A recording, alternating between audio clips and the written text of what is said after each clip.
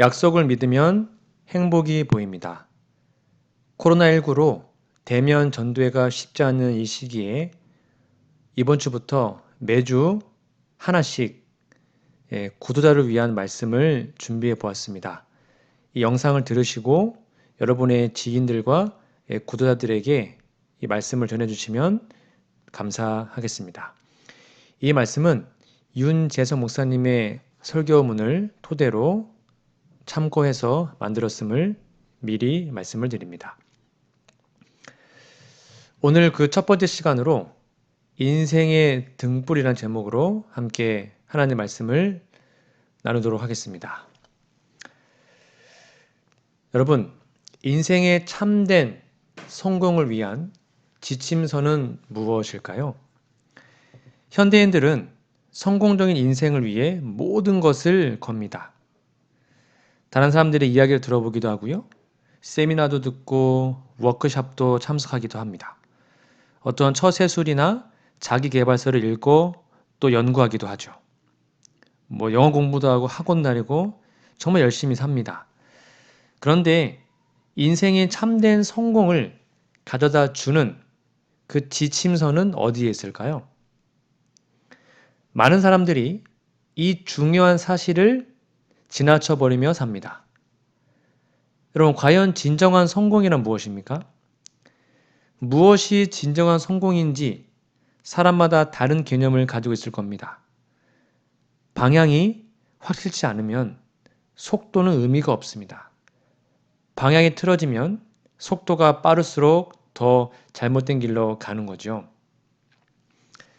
그러면 우리 인생의 빛을 오늘 좀 찾아보겠습니다. 한 소년이 길바닥을 기어다니며 뭔가를 열심히 찾고 있었습니다. 친구가 물어봅니다. 수피야, 너 거기서 뭘 찾고 있니? 응, 동전을 찾고 있어. 그래? 나도 같이 찾아줄게.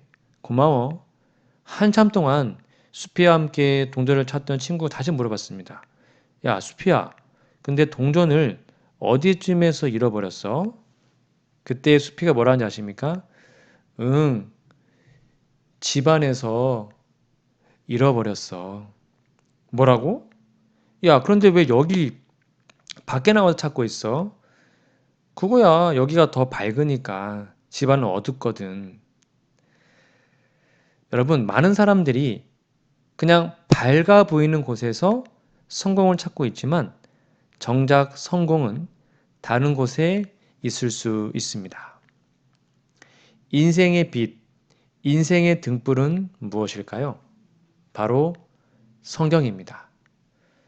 폭풍우가 몰아치는 어두운 바다를 비추는 등대의 불빛이 바로 인생의 폭풍우에서 우리의 삶에 비춰주는 성경을 말하고 있죠. 성경 시편 119편 105절에는 주의 말씀은 내 발의 등이요 내 길의 빛이니이다 라고 기록합니다. 폭풍우가 몰아치는 어두운 바다, 방향조차 분간하기 어려운 무서운 밤, 지칠 대로 지친 선원들이 등대를 발견합니다. 저 멀리 비치는 등대 불빛, 그 빛은 곧 생명의 불빛이죠. 그래서 시편을 지은 다윗은 성경 말씀이 인생의 등불이라고 분명하게 선언합니다. 한치 앞도 모르는 우리의 인생을, 그 밤길을, 그 초행길을 걷는 우리에게 성경은 등불이 되는 것입니다. 여러분들의 성경은 어떤 의미인가요? 이 성경에 대한 명사들의 증언들이 있습니다. 아브라함 링컨 아십니까? 미국 16대 대통령입니다. 성경은 하나님이 인간에게 주신 가장 귀한 선물이다. 세상의 모든 선한 것은 성경을 통하여 우리에게 주어졌다. 놀라운 말씀을 했죠. 엘리자베스 2세, 얼마 전에 있었던 영국 여왕인데요. 나는 영국은 버릴 수 있어도 성경은 버릴 수 없다. 라고 말할 정도로 이렇게 성경을 사랑했습니다.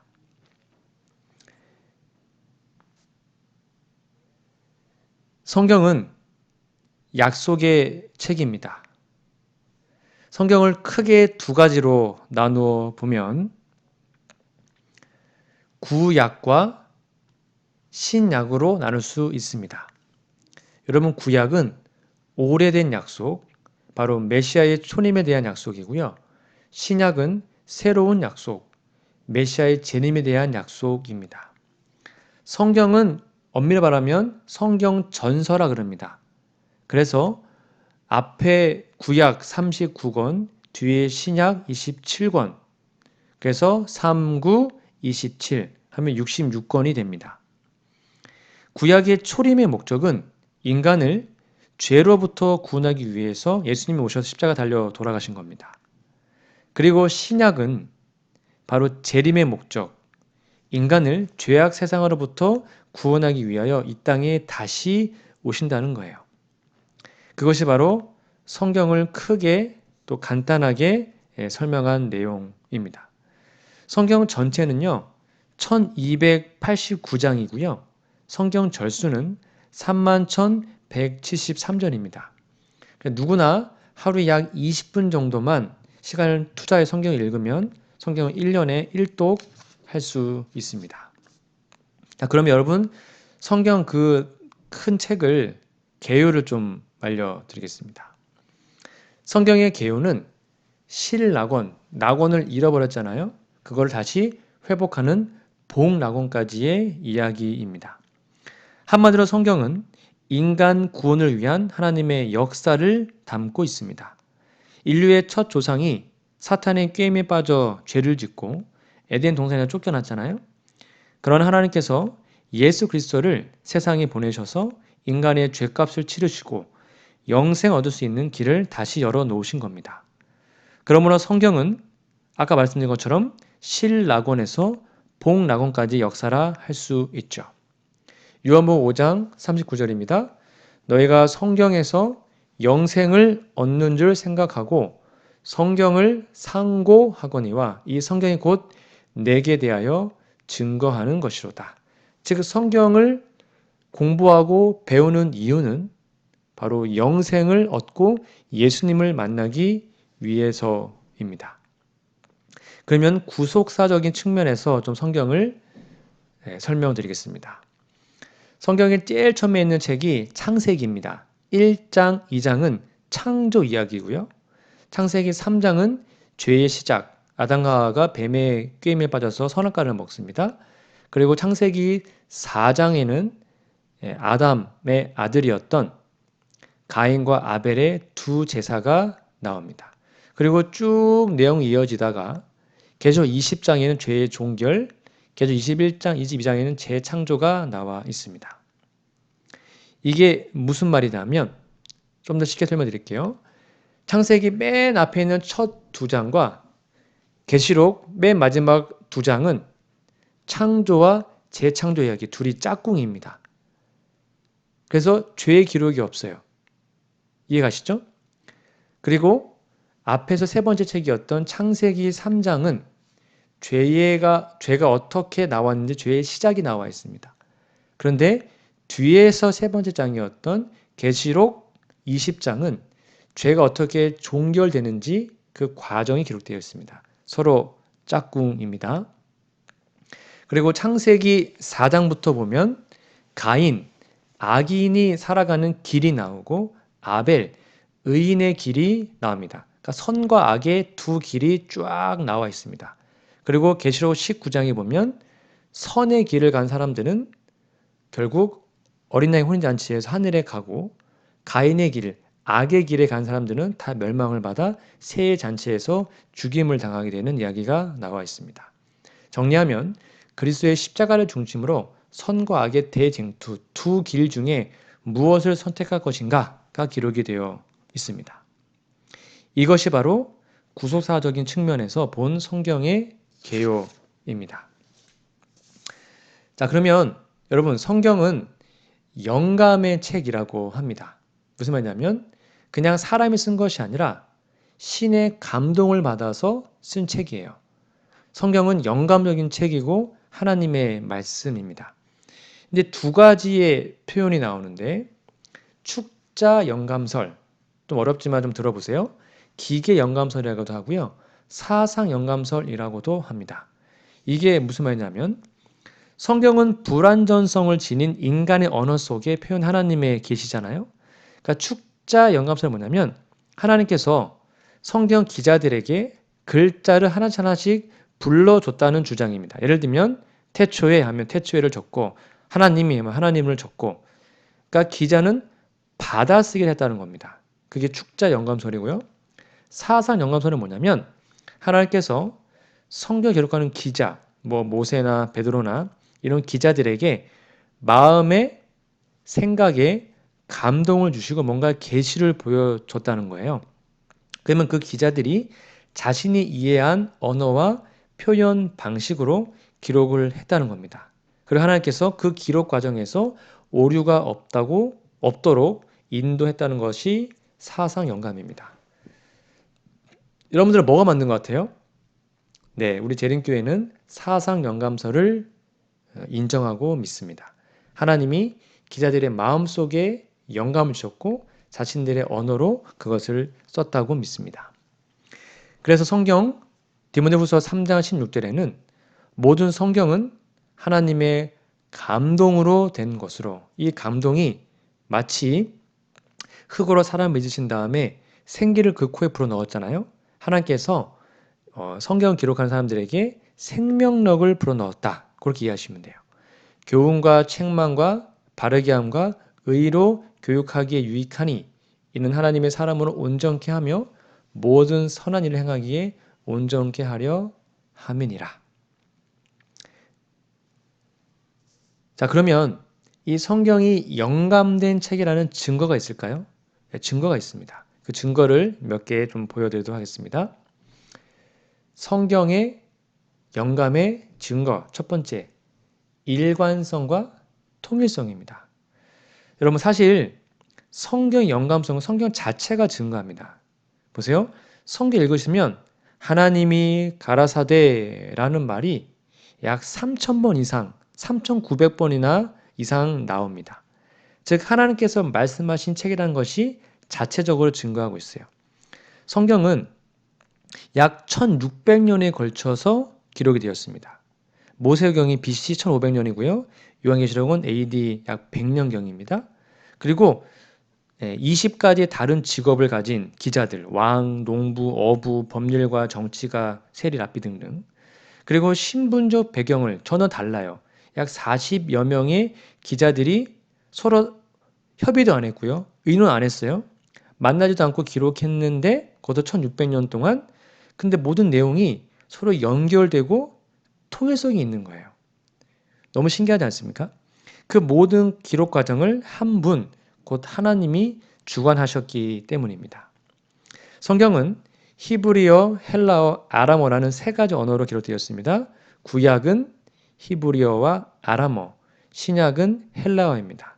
그리고 성경의 모든 주제들은 여러 가지 문학 형태로 기록되었습니다. 시도 있고 산문도 있고 소설도 있고 묵시도 있고 자서전도 있고 역사도 있고 학술서도 있습니다. 그리고 성경에는요, 약 2,930명의 인물이 등장하고요.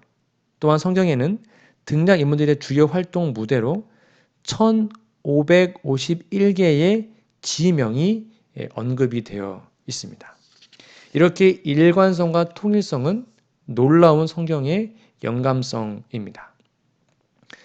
두 번째 영감의 증거를 볼까요? 바로 정확성과 생존력입니다. 19세기 성경의 고등 비평학자들 이렇게 얘기했습니다. 성경을 신화라고 비판했죠. 특별히 볼테르라는 사람은요, 프랑스 사람인데요. 성경은 폐기된 책이다 라고 역설하고요. 인거솔은 이제 10년 후면 성경 읽을 사람 없을 거다 이렇게 얘기했고요. 니체라는 사람은 사신론을 통해서 다윈의 무신론, 마르크스의 유물론은 성경을 다 불신하게 만들려는 시도였습니다. 근데 여러분 재밌게도요. 공교롭게도 볼테르가 죽은 후에 그의 집터에 프랑스 성서 공회가 세워집니다. 즉 성경을 인쇄하는 출판소가 세워집니다. 인간은 들의 꽃과 같이 다 시들어 없어집니다. 그러나 성경은 영원히 존재합니다. 지금까지도 존재한 것입니다. 놀랍게도 성경은 지금도 영원한 베스트셀러입니다. 세계적으로 매년 약 4천만 권이 판매됩니다. 여러분 우리나라 인구가 5천만이잖아요. 세계적으로 약 매년 4천만 권 정도가 판매가 된대요. 사탄의 여러 공격에도 불구하고 성경은 지금도 최고의 베스트셀러예요. 전 세계 인구 약 72억입니다. 전 세계 언어는 약 7,097개 정도 된다고 합니다. 신구약이 모두 번역된 언어가 542개고요. 신약만 번역된 언어가 약 1,324개 정도 된다고 해요. 그리고 성경의 일부만 단편으로 번역된 언어가 1,020개 정도 된다고 합니다. 이건 2014년 기준입니다. 이렇게 전 세계적으로 성경은 지금도 잘 팔리고 사람들이 읽고 있습니다. 성경의 증거 세 번째입니다. 바로 예언의 성취입니다. 이사야 46장 9절에 보면 너희는 옛적 일을 기억하라. 나는 하나님이라 나 외에 다른 이가 없느니라. 나는 하나님이라 나 같은 이가 없느니라. 나는 종말을 처음부터 고하며 아직 이루지 아니한 일을 옛적부터 보이고 이르기를 나의 모략이 설 것이니 내가 나의 모든 기뻐하는 것을 이루리라 하였노라. 쉽게 말하면 성경에 미리 예언하고 그것이 성취되면 성경이 영감적 책이라는 증거 중에 증거인 것입니다. 왜냐하면 인간은 미래를 못 보죠. 오직 하나님만 미래를 볼 수 있기 때문입니다. 바벨론에 대한 예언의 성취는 이사야 13장에 기록이 되어 있습니다. 여러분 한번 찾아보시면 됩니다. 니느웨에 대한 예언의 성취도 스바냐 2장 13절부터 기록이 되어 있습니다. 두로에 대한 예언의 성취도 에스겔 26장에 기록이 되어 있고요. 예루살렘 멸망에 대한 예언의 성취는 마태복음 24장에 기록이 되어 있습니다. 그 외에도 다니엘서와 계시록에 보면 수많은 예언들이 다 성취되었음을 우리는 알 수 있습니다. 영감의 증거 네 번째입니다. 과학적 증거를 좀 살펴볼까요? 성경은 과학책이 아니지만 심오한 과학의 원리가 기록이 되어 있습니다. 몇 가지 예를 좀 들어볼게요. 첫 번째, 피와 생명의 관계입니다. 피가 곧 생명이잖아요. 피를 흘리면 죽고 피를 먹으면 안 되고 그 사실이 레위기 17장에 이미 기록이 되어 있습니다. 지금 코로나19로 난리죠. 여러분 전염병 예방을 위해서 격리라는 것이 이거 얼마 되지 않았습니다. 중세시대 때도 풍토병 돌았을 때에 수많은 사람들이 그냥 막 다 하다가 죽었잖아요. 근데 전염병 예방을 위해서 격리하라. 이미 수천 년 전에 레위기 13장에 기록이 되어 있습니다. 그리고 태양과 태양계의 궤도 운행에 대해서 이미 수천 년 전에 욥기 26장 7절에 기록이 되어 있습니다. 하나만 더 말씀을 드리면 여러분 유대인들은 할례를 해요. 그러니까 남자 포경수술입니다. 태어난 지 8일 만에 할례를 합니다. 왜 그렇게 하는지 아십니까? 생후 8일 만에 실행하는 할례는 하나님께서 아브라함과 언약 관계를 맺으면서 하는 겁니다. 왜 8일 만에 할까? 굳이 왜 8일일까? 이유를 몰랐어요. 여러분 근데 이 명령이 있은 후에 약 3,500년이 지난 후에 그 이유가 과학적으로 밝혀졌습니다. 1935년 코펜하겐 대학의 담이란 사람이요. 닭의 출혈을 방지하는데 유효한 음식물의 성분을 비타민 K라고 이름을 지었습니다. 이 비타민 K는 소화관 내에서 세균에 의해 합성되는데요. 이것은 간에서 프로트롬빈이 합성될 때 관여한다고 알려져 있습니다. 즉, 갓 태어난 아기는 세균에 오염될 기간이 없었기 때문에 비타민 K와 프로트롬빈이 부족하여 만일 출혈이 있을 경우에는요, 심각한 문제가 발생할 수도 있습니다. 스칸질로는 그의 논문에서 비타민 K와 프로트롬빈의 양이 생후 3일이 되면 정상인의 33%가 되고요. 이후 점차 증가해서 생후 8일째에는 정상인보다 더 높은 110%까지 올라갔다가 그 후로는 100%를 유지한다는 사실을 밝혀냈습니다. 쉽게 말하면 태어난 지 8일째 되는 날, 그 아이는 평생의 어느 날보다도 혈액을 잘 응고시키는 것을 할 수 있어서 피를 많이 흘리는 할례를 할 때 가장 안전한 날이 생후 8일인 겁니다. 여러분도 신기하지 않아요? 생후 8일, 할례의 날을 인간이 피의 응열 과정에 아무런 지식도 갖고 있지 않았을 때 비타민 K를 창조하신 하나님께서 미리 정해 주신 겁니다. 성경은 되게 과학적인 책입니다. 영감의 증거 5번째입니다. 성경은 사람을 변화시키는 능력을 가지고 있습니다. 여러분 혹시 벤허라는 영화 아십니까? 이 벤허의 원작자가 루 웰레스라고 합니다. 이 루 웰레스는 유명한 장군이자 문학 천재였습니다. 그런데 이 사람은 무신론자였어요.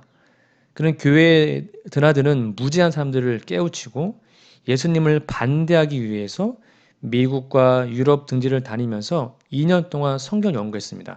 성경을 반박하려고 연구를 했어요. 그런데 오히려 예수님의 승리를 찬송하는 벤허라는 작품을 저술하게 됩니다.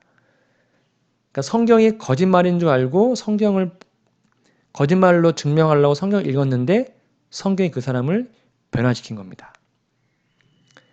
한때 식인종이었던 사람이 성경책을 읽고 새 사람이 되었습니다. 그 어느 날 성경책을 읽고 있는데 영국에서 온 백인이 그에게 말을 걸었습니다. 아니, 아직도 그 쾌쾌 묵은 책을 읽고 있어? 그러자 식인종이었던 사람이 조용히 대답합니다. 이 책이 아니었으면 당신 오늘 저녁 내 식탁에 올랐을 것이요. 무신론자도 식인종도 성경을 읽으면 변한다는 겁니다. 사람을 변화시키는 능력, 이것이 영감의 증거입니다. 그러면 하나님께서 성경을 기록하신 목적은 무엇일까요? 첫 번째입니다. 성경의 목적. 성경은 인간이 구원에 이르는 지혜를 얻게 합니다. 성경에 기록된 3가지 목적 중에 첫 번째는 구원에 이르는 지혜를 얻게 하는 겁니다. 쉽게 말하면 성경을 보지 않고는 혹은 성경을 깨닫지 않고는 구원의 길을 알 수 없습니다. 요한복음 3장 16절 하나님이 세상을 이처럼 사랑하사 독생자를 주셨으니 이는 저를 믿는 자마다 멸망치 않고 영생을 얻게 하려 하심이라. 성경을 읽으면 구원을 받는 그 지혜를 알게 됩니다.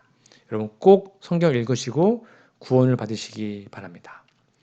두 번째 성경의 목적은 성경은 생명의 길을 제시해 줍니다. 생명의 길을 제시해 준다. 무슨 말이냐면 사망의 길이 아닌 생명의 길이 무엇인지 알려준다는 겁니다. 시편 119편 105절입니다.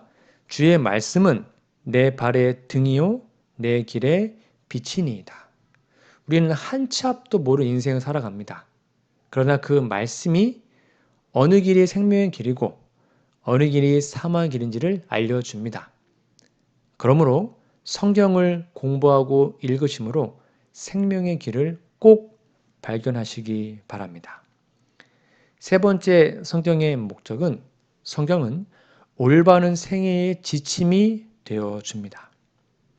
성경 말씀은 우리의 양심을 일깨우고 삶의 목적을 뚜렷하게 합니다.